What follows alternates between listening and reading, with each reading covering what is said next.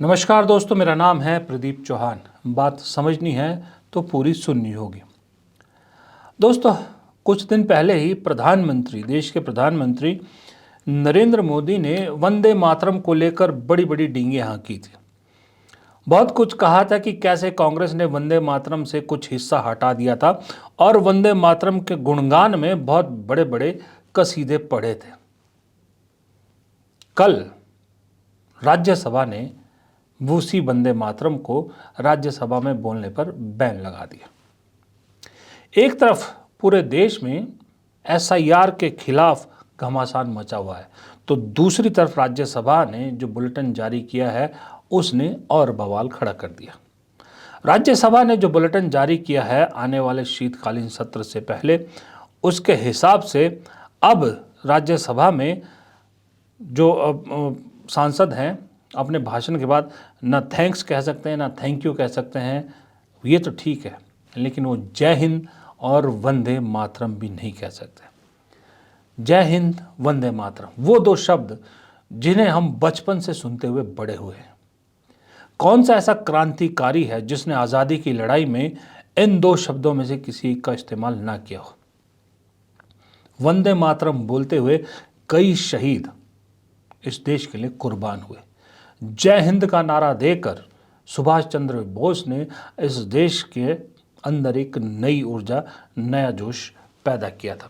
वो वंदे मातरम उसके बाद से राष्ट्रगीत बना और आज़ादी के बाद भी हम सब के दिल में बसा हुआ है। और जय हिंद ठीक उसी तरह से हमारे सबके दिलो दिमाग में बसा हुआ है जैसे हम नमस्ते बोलते हैं, या मुस्लिम आदाब बोलते हैं, या सिख सत श्री अकाल बोलते हैं, Christians good evening good morning बोलते हैं। उसी तरह से हम हर प्राउड मौके पर जय हिंद बोलते हैं। अब हमारे माननीय ये दो शब्द हमारे सबसे ऊंची संसद में नहीं बोल सकते।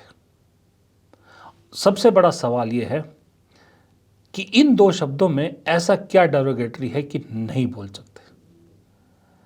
क्या अब इस सरकार को ऐसे शब्दों से भी डर लगने लगा है जिनमें कहीं क्रांति का कुछ रूप दिखता है या क्रांति के साथ जो शब्द जुड़े हैं, और ऐसे शब्द को हटाने या बैन करने की बात जारी होती है जिसमें हिंद शब्द जुड़ा है। क्या सिर्फ हिंद भी अब इस सरकार को या इस सत्ता को मंजूर नहीं है, सिर्फ हिंदू मंजूर है? ये दोगला चेहरा इस सरकार का है। अब जाहिर सी बात है, इसको लेकर बवाल मच रहा था। ममता बनर्जी, वो तो मेरे ख्याल से इस देश की राजनीति में अगर सबसे शार्प माइंड में से किसी को निकाला जाए आज की डेट में, तो मैं अमित शाह वगैरह, किसी को भी आप चाणक्य कह ले, कुछ कह लीजिए, मेरे हिसाब से राजनीतिक रूप से जितनी तेज़ ममता बनर्जी का दिमाग चलता है किसी का नहीं चलता। उन्होंने मौका तुरंत माप लिया और बाकायदा चैलेंज कर दिया इस सरकार को कि जो वंदे मातरम से टकराएगा वो चूर चूर हो जाएगा। राज्यसभा के बुलेटिन में ये चीज कल बोला गया है कि तब आप सोचो, हाँ, तब आप सोचो देश में क्या चल रहा है कि जय हिंद और वंदे मातरम जैसे शब्द भीतर नहीं बोलने चाहिए। क्यों नहीं बोलेगा? हमारा पब्लिक का जो रिप्रेजेंटेशन होता है उसमें जय हिंद वंदे मातरम नेशनल सॉन्ग है, तो क्यों नहीं बोलेंगे? हम जय बांग्ला बांग्ला में बोलते हैं, वंदे मातरम कहते हैं, ये हमारा आजादी का स्लोगन है, नेशनल सॉन्ग है। और जय हिंद नेताजी का नारा है, जो नारा लेके हम लोगों ने लड़ा है, अभी भी हमारे देश का नारा है। इसको जो टकराएगा चूर चूर हो जाएगा। जब बात यही नहीं रुकती, जो निर्देश है उसके हिसाब से भाई अगर कोई किसी मंत्री की आलोचना करता है कोई सांसद, जब वो मंत्री जवाब दे तो उस सांसद का सत्र में बैठना ज़रूरी है, वहाँ पर मौजूद होना ज़रूरी है, और ना कोई सांसद वेल में आकर किसी तरह का वस्तु प्रदर्शन नहीं कर सकते। इसके अलावा कई ऐसे काम न करने की सलाह दी गई है जिससे संसद की गरिमा या कार्रवाई में दखल आ सके। ममता बनर्जी ने सही कहा, क्यों नहीं बोलेंगे? दरअसल कांग्रेस का यह आरोप अब और ज़्यादा सही लगता है जब वो कहती है, जब वो कहती क्या, इनफैक्ट बीजेपी से सवाल पूछती है कि आज़ादी पर ज्ञान देने वाले आजकल वो हैं जिनका आज़ादी की लड़ाई में लेश मात्र भी योगदान नहीं है, और उसी का एक रूप है ये जय हिंद और वंदे मातरम पर बैन लगाना। खबरों के मुताबिक राज्यसभा की बुलेटिन में कहा गया है कि सदन में जय हिंद और वंदे मातरम का प्रयोग नहीं होना चाहिए। मतलब यह सुनकर मुझे विश्वास नहीं हो रहा है कि वो कौन लोग हैं जिनको वंदे मातरम और जय हिंद पर आपत्ति है।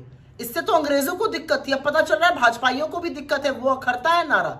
ये आजादी के आंदोलन के सबसे पुरजोर, सबसे सशक्त नारे, इससे किसी को दिक्कत हो कैसे सकती है? किस मिट्टी के बने लोग हैं?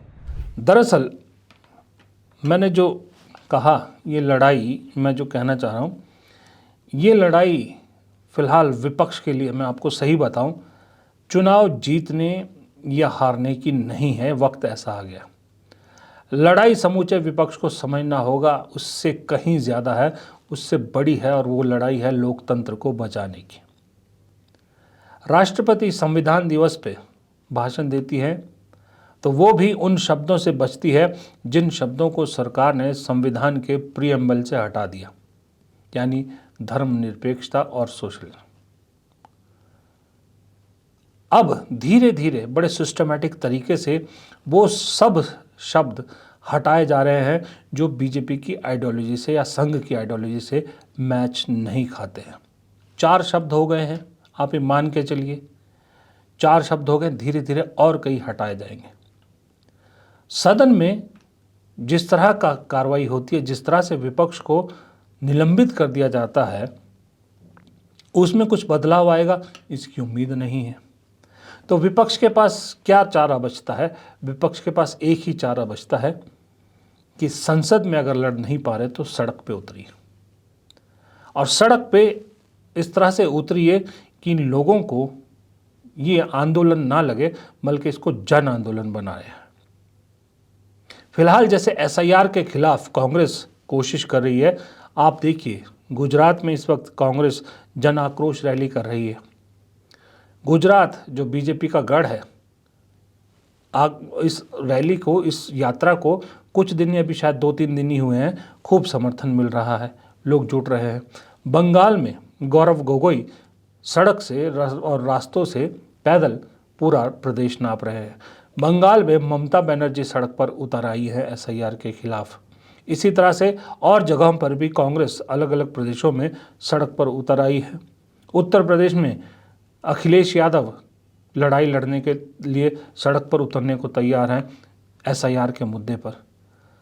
अब इसी तरह से विपक्ष को सड़क पर उतरकर अपनी लड़ाई लड़नी होगी, क्योंकि ये जो शब्द में, जैसे मैंने पहले कहा ना, वंदे मातरम और जय हिंद, इन शब्दों का बैन सिर्फ ये नहीं है कि भाई आप वहाँ बोलें। आप समझिए इसके पीछे की साइकोलॉजी समझिए। इन दोनों शब्दों से जब हम और आप बोलते हैं, हमारे अंदर एक जोश सा जग जाता है। वही जोश दबाने की कोशिश की जा रही है कि कहीं वो जोश इन शब्दों से, जैसे अंग्रेज़ी शासन के खिलाफ उठा था, वो जोश कहीं अब इस शासन के खिलाफ ना जग जाए। इसलिए हर उस शब्द को भी हटाने की कोशिश करें जिसके पीछे कहीं ना कहीं कोई क्रांति की बू आ रही है। ये तरीका सिस्टमैटिक तरीके से अपनाया गया है, क्योंकि संस्थान तो अब इस देश की मेरे ख्याल से ज़्यादातर जनता समझ चुकी है कि संस्थान अब सब के सब सरकारी हो चुके हैं। जो निष्पक्ष हुआ करते थे एक ज़माने में, जिनका काम इंडिपेंडेंट रहकर काम करना था, वो सब सरकारी तंत्र का हिस्सा बन चुके हैं। अब ऐसे में एक ही ऑप्शन बचता है इस देश की जनता के पास भी और इस देश के विपक्ष के पास भी, कि अगर इस देश के लोकतंत्र को बचाना है तो रास्ता सिर्फ सड़क का है, और सड़क पे पहुंचकर अपना आंदोलन ना बनाकर इसे जन आंदोलन के रूप में कन्वर्ट करना है, तभी कुछ हो पाएगा। वरना ये निरंकुश शासन को रोक पाना आज की डेट में मुझे तो किसी के बूते की बात नज़र नहीं आ रही। वो इसलिए नहीं कि भाई स्ट्रेंथ ज़्यादा है या वो संसाधन ज़्यादा है बीजेपी के पास, नहीं, उस सब का इलाज हो सकता है। डर इस बात से है कि जिसके ज़रिए इस सब को बदला जा सकता है, वो सारे संस्थान फिलहाल सत्ताधारी पार्टी की जेब में है, अपने हिसाब से चल रहे हैं। वरना कल जिस तरह से सुप्रीम कोर्ट ने बिहार में एसआईआर को लेकर जो फैसला सुनाया, वो अपने आप में हैरान कर देने वाला था, क्योंकि जिस तरह से सुप्रीम कोर्ट ने कहा कि बिहार में एसआईआर की कवायद में ज़मीनी स्तर पर कोई नकारात्मक असर नहीं दिखा। ये लाइन बहुत कुछ कहती है। नकारात्मक नहीं दिखा, अनप्रेसिडेंट स्ट्राइक रेट एनडीए का होता है और नकारात्मक नहीं दिखता है अगर सर्वोच्च न्यायालय को भी, तो फिर इससे आगे तो कहीं कोई लड़ाई लड़ी नहीं जा सकती। चुनाव आयोग सुन नहीं रहा है, बाकी स्वायत्त संस्थाएं सब एक तरह से सरकारी तंत्र के साथ मिल चुकी हैं। तो एकमात्र रास्ता बचता है सड़क का, और सड़क के ज़रिए जन जन तक अपनी बात पहुंचाने का और जन आंदोलन खड़ा करने का। इसके अलावा कोई और ऑप्शन मुझे तो फिलहाल नज़र नहीं आता। नमस्कार।